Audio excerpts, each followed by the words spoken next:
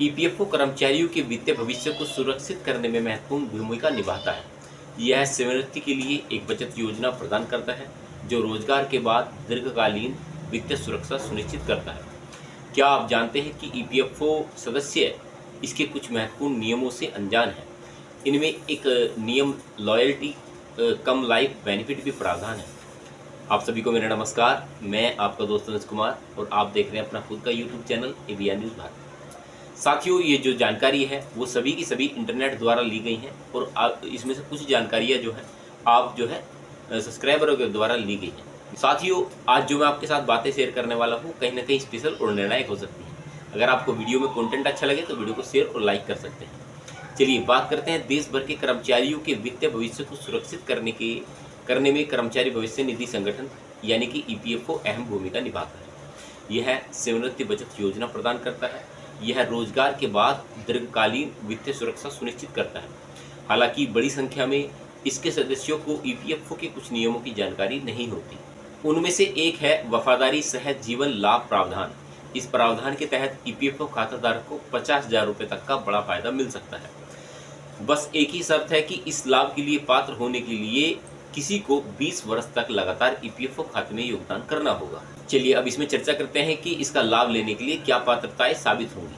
केंद्रीय प्रतिरक्षा कर बोर्ड यानी कि सीबीटी ने ईपीएफओ ग्राहकों को प्रस्तुत करने के लिए वफादारी सहज जीवन लाभ पर पहल की सिफारिश की थी। यह उन लोगों के लिए है जो 2 दशक से लगातार अपने खाते में योगदान देकर अटूट प्रतिबंधन दिखाते हैं। बाद में सरकार ने इस योजना को मंजूरी दे दी। इससे पात्र ग्राहकों को 50,000 रुपये का अतिरिक्त लाभ मिल सकता है। लाभ के लिए पात्र व्यक्तियों की समय सीमा पर निर्भर करती है। 5,000 रुपये तक का मूल वेतन पाने वाले व्यक्तियों को 30,000 रुपये का लाभ मिलेगा, जबकि 5100 से 10,000 रुपये तक कमाने वालों को 40,000 रुपये का लाभ मिलेगा और 10,000 से अधिक कमाने वालों को व्यक्तिगत इस कार्यक्रम के तहत 50,000 रुपये का लाभ मिलेगा। अक्सर पूछे जाने वाला सवाल यह है कि अब इसके लेने के लिए कर्मचारी क्या कर सकते हैं।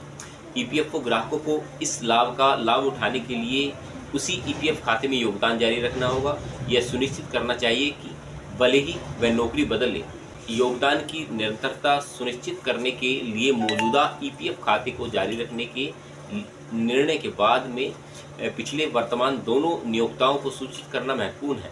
ईपीएफओ ग्राहक के पास अपने सेवानिवृत्ति लाभ को बढ़ाने और संगठन द्वारा प्रस्तावित वफादारी सहज जीवन लाभों का लाभ उठाने का अवसर है। चलिए दोस्तों, अब एक ऐसी पेंशन योजना के बारे में जिक्र करते हैं जिसका नाम आप शायद जानते हो, लेकिन उसका लाभ आप किस प्रकार ले पाएंगे वो जानते हैं। थोड़ा सा अटल पेंशन योजना के बारे में जिक्र करने वाला हूँ, क्योंकि बहुत से लोग ऐसे हैं जो इस चीज़ के बारे में नहीं जानते। अटल पेंशन योजना, क्या आप भी रिटायरमेंट के लिए पेंशन योजना की तलाश में हैं? ऐसी पेंशन योजना जिसमें निवेश करना पड़े और अधिक पेंशन प्राप्त कर सकें। देश में संगठित क्षेत्र के लिए कई पेंशन योजनाएं हैं, लेकिन सरकार असंगठित क्षेत्र के लिए पेंशन योजनाएं चला रही है। इसमें से ही एक है अटल पेंशन योजना। क्या आप भी रिटायरमेंट के लिए पेंशन की तलाश में हैं? ऐसी पेंशन योजना जिसमें निवेश कम करना पड़े और अधिक पेंशन प्राप्त हो सके। देश में संगठित क्षेत्र के लिए कई पेंशन योजनाएं चलाती है, लेकिन सरकार असंगठित क्षेत्र के लिए पेंशन योजना चला रही है, जिसमें आप हर महीने करीबन 200 रुपये निवेश करके सालाना 60,000 रुपये का पेंशन पा सकते हैं। यानी आपको जीवन भर हर महीने 5,000 रुपये की पेंशन मिलेगी। यहाँ हम आपको बताने वाले हैं कि अटल पेंशन की पूरी कैलकुलेशन आप कैसे निकाल सकते हैं और उसका बेनिफिट आप कैसे ले पाएंगे। अगर आप असंगठित क्षेत्र से जुड़े हैं तो हर महीने 210 रुपये जमा करके पूरी जिंदगी सालाना 60,000 रुपये की पेंशन पा सकते हैं।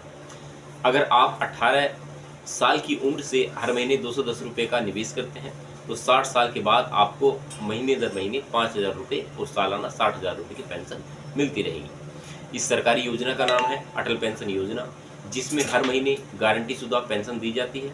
हर महीने पेंशन की गारंटी सरकार देती है।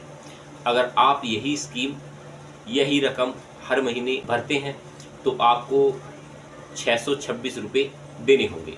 अगर आप हर 6ठे महीने में भुगतान करते हैं तो आपको 1,239 रुपये देने होंगे।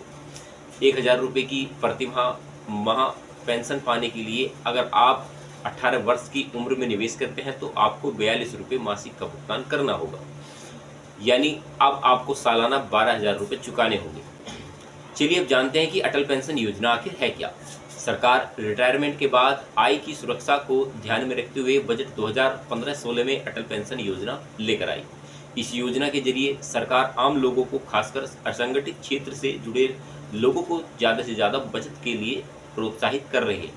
असंगठित क्षेत्र से जुड़े लोगों को रिटायरमेंट के बाद आय न होने के जोखिम से भी बचाना होगा। यह पेंशन योजना फंड नियामक और विकास प्राधिकरण यानी कि PFRDA द्वारा संचालित की जाती है। चलिए अब इस जो पेंशन योजना है उसके नियमों के बारे में बात करते हैं। यह अटल पेंशन योजना के तहत ग्राहकों को हर महीने 1,000 रुपये से लेकर 5,000 रुपये तक पेंशन मिलती है। भारत सरकार न्यूनतम लाभ की गारंटी देती है। केंद्र सरकार ग्राहकों के योगदान का 50% या सालाना 1,000 रुपये जो भी कम हो का योगदान करती है।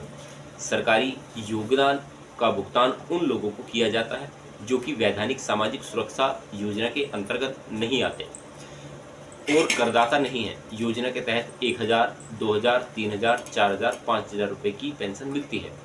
निवेश पेंशन की रकम पर निर्भर करता है। कम उम्र से जुड़ने पर आपको अधिक लाभ मिल सकता है। चलिए साथियों, अब बात करते हैं CGHS को लेकर। केंद्र कर्मचारी जब रिटायर होते हैं तो रिटायरमेंट के समय अगर वे CGHS बेनिफिट लेने का विकल्प चुनते हैं और उसके बाद में उन्हें लगता है कि उनको FMA में शिफ्ट होना जाना चाहिए, या कभी कभी ऐसा होता है कि रिटायरमेंट के समय पेंशनभोगी FMA का विकल्प चुनते हैं और उसके बाद में उन्हें लगता है कि CGHS का फ़ायदा लेना चाहिए, तो यह कैसे आप कर सकते हैं? क्योंकि इस विकल्प में केवल एक ही बार परिवर्तन करने की छूट आपको दी जाती है। तो आप FMA से CGHS और CGHS से FMA में कैसे इंटरचेंज कर सकते हैं, उसी को लेकर यहाँ पर स्पष्टीकरण के लिए केंद्र सरकार की तरफ से एक आदेश जारी किया गया है। पहले समझते हैं कि FMA क्या है। केंद्र सरकार अपने सेवानिवृत्ति के कर्मचारियों के लिए जो CGHS के दायरे में नहीं रहते, उन्हें दिन प्रतिदिन के चिकित्सा खर्चे जिनमें अस्पताल में भर्ती होने की आवश्यकता नहीं होती, उनको पूरा करने के लिए मासिक नियमित चिकित्सा भत्ता यानी कि FMA प्रदान करती है। FMA की राशि को समय समय पर संशोधित किया गया था और दिनांक 19/7/2017 को चयनित चिकित्सा भत्ता की राशि को अंतिम बार संशोधन करके दिनांक 1/7/2017 से 1,000 रुपये प्रतिमाह किया गया था। अब जिक्र करते हैं कि FMA मिलता किसको है। केवल ऐसे पेंशनभोगी जो गैर CGHS क्षेत्र में निवास करते हैं और विशेष रूप से निकटतम CGHS डिस्पेंसरी में OPD सुविधा का लाभ नहीं उठाने का विकल्प चुनते हैं, वे चिकित्सा भत्ता FMA प्राप्त करने के हकदार होते हैं। यदि सेवानिवृत्ति के समय सेवानिवृत्त होने वाले कर्मचारी द्वारा OPD चिकित्सा सुविधा या FMA का लाभ उठाने के लिए एक विकल्प देने की अपेक्षा होती है, तो पेंशनभोगी कुटुंब पेंशनभोगी के जीवन काल में विकल्प में एक बार परिवर्तन करने की अनुमति देते हैं। अब करते हैं पेंशनभोगी की कुछ शिकायतों के बारे में बात। आपको मैं बता दूं कि पेंशनभोगियों की शिकायतें के बाद संसदीय स्थलीय समिति की 111वीं रिपोर्ट में निम्नलिखित पर सिफारिश की गई है। समिति पेंशनभोगियों द्वारा अपने नियमित चिकित्सा भत्ते FMA को लौटाना और CGHS की अंतर्गत IPD और बाहरी यानी कि OPD सुविधाओं का लाभ उठाने के लिए FMA प्राप्त करके आने वाली कठिनाइयों को नोट करते हैं और तदनुसार पेंशन और पेंशनभोगी कल्याण विभाग CGHS को सिफारिश करते हैं कि इसमें आने वाली प्रतिक्रियाओं खामियों को दूर किया जाना चाहिए। यह सुनिश्चित किया जाना चाहिए कि ऐसे सभी पेंशनभोगियों को संबंधित बैंक को सूचना देकर ऑनलाइन माध्यम से FMA समर्पण प्रमाण पत्र बिना किसी परेशानी के प्राप्त हो जाना चाहिए और इस संबंध में एक समय सीमा तय की जानी चाहिए। यदि ऐसे पेंशनभोगी कुटुंब पेंशनभोगी जो गैर CGHS क्षेत्र में निवास करते हैं और FMA प्राप्त कर रहे हैं, CGHS आदि के तहत OPD की सुविधा का लाभ उठाना चाहते हैं, तो उसे CGHS के तहत OPD सुविधा के लिए पात्र होने के लिए FMA को छोड़ना होता है। ऐसे में बैंक द्वारा FMA को बंद करने और OPD सुविधा के लिए CGHS कार्ड जारी करने के लिए किन्हीं दिशा निर्देशों के अनुभव में या अभाव में पेंशनभोगी कुटुंब पेंशनभोगी को अक्सर इस संबंध में विकल्प में परिवर्तन करने में कठिनाई का सामना करना पड़ता है। यदि गैर CGHS क्षेत्र में निवास करने वाले पेंशनभोगी कुटुंब पेंशनभोगी CGHS के दायरे में आने वाले क्षेत्र निवास स्थान परिवर्तन करता है तो वह FMA के लिए पात्र नहीं रहता, भले ही वह CGHS सुविधा का लाभ उठाता हो या नहीं उठाता हो। अतः यह पेंशनभोगी कुटुंब पेंशनभोगी का दायित्व होगा कि गैर सीजीएचएस क्षेत्र में सीजीएचएस के दायरे में आने वाले क्षेत्र में निवास स्थान परिवर्तन करने पर और गैर सीजीएचएस क्षेत्र में सीजीएचएस के दायरे में आने वाले क्षेत्र से पते में परिवर्तन के लिए अनुरोध करते समय वे अपने एफएमए को बंद कराने के लिए बैंक को प्रारूप 2 में आवेदन भेज सकता है। पेंशनभोगी संवितरण बैंक भी अपनी प्रणाली में एक ऐसी प्रावधान करेगा ताकि जब भी कोई पेंशनभोगी कुटुंब पेंशनभोगी गैर सीजीएचएस क्षेत्र से सीजीएचएस के दायरे में आने वाले क्षेत्र में निवास स्थान परिवर्तन करने के बारे में सूचना दे तो पेंशनभोगी कुटुंब पेंशनभोगी को संदत किया जाने वाला एफएमए ऑटोमेटिक से बंद हो जाएगा, भले ही पेंशनभोगी कुटुंब पेंशनभोगी के अपने एफएमए को बंद करने के लिए प्रारूप 2 में अनुरोध किया हो या नहीं किया हो। गैर सीजीएचएस क्षेत्र से सीजीएचएस के दायरे में आने वाले क्षेत्र में निवास स्थल परिवर्तन करने वाले पेंशनभोगी कुटुंब पेंशनभोगी के प्रारूप में 2 में आवेदन प्राप्त होने पर बैंक पेंशनभोगी कुटुंब पेंशनभोगी को एफएमए बंद करने के संबंध में उक्त प्रमाण पत्र के लिए आवेदन प्राप्त होने की तारीख से 3 कार्य दिवस के भीतर प्रारूप 3 में एक प्रमाण पत्र जारी करेंगे। तत्पश्चात पेंशनभोगी कुटुंब पेंशनभोगी सीजीएचएस अंशदान के अपेक्षित भुगतान द्वारा ओपीडी और आईपीडी सुविधा दोनों के लिए सीजीएचएस कार्ड जारी करने के लिए सीजीएचएस पदाधिकारियों के पास आवेदन करने के लिए स्वतंत्र होगा। यदि पेंशनभोगी कुटुंब पेंशनभोगी सीजीएचएस कार्ड जारी करने के लिए आवेदन करता है और पेंशनभोगी कुटुंब पेंशनभोगी सीजीएचएस जारी करने के लिए पात्रता शर्तों को पूरा करता है तो उसे सीजीएचएस पदाधिकारियों द्वारा उनकी निर्धारित प्रक्रिया के अनुसार सीजीएचएस कार्ड जारी किया जाएगा। तथापि सीजीएचएस पदाधिकारियों सभी औपचारिकताओं को पूरा करने और पेंशनभोगी कुटुंब पेंशनभोगियों द्वारा अंशदान जमा करने की तारीख से 4 कार्य दिवस के भीतर पेंशनभोगी कुटुंब पेंशनभोगियों को एक अनिश्चित या अंतिम कार्ड जारी करेंगे और यह अंतिम सीजीएचएस कार्ड जारी होने तक वैध रहेगा। यदि गैर सीजीएचएस क्षेत्र में निवास करने वाले और ओपीडी सुविधा के बदले एफएमए का लाभ उठाने वाला पेंशनभोगी कुटुंब पेंशनभोगी ओटीपी और आईपीडी दोनों के लिए सीजीएचएस सुविधा का लाभ उठाना चाहता है तो वह एफएमए को बंद कराने के लिए प्रारूप 2 में पेंशन संवितरण बैंक की संबंधित शाखा में आवेदन कर सकता है ताकि वह सीजीएचएस सुविधा के लिए सीजीएचएस पदाधिकारियों को आवेदन कर सके।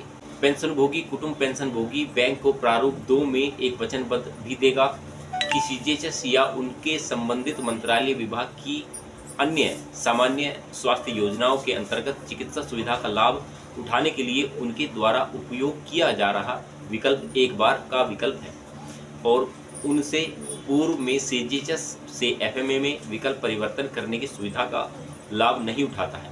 तत्पश्चात पेंशनभोगी संवितरण बैंक ऐसे पेंशनभोगी कुटुंब पेंशनभोगी की बाबत एफएमए का संदाय बंद करेगा और आवेदन प्राप्त होने की तारीख से 3 कार्य दिवस के भीतर उसे एफएमए बंद करने के संबंध में प्रारूप 3 में एक प्रमाण पत्र जारी करेगा।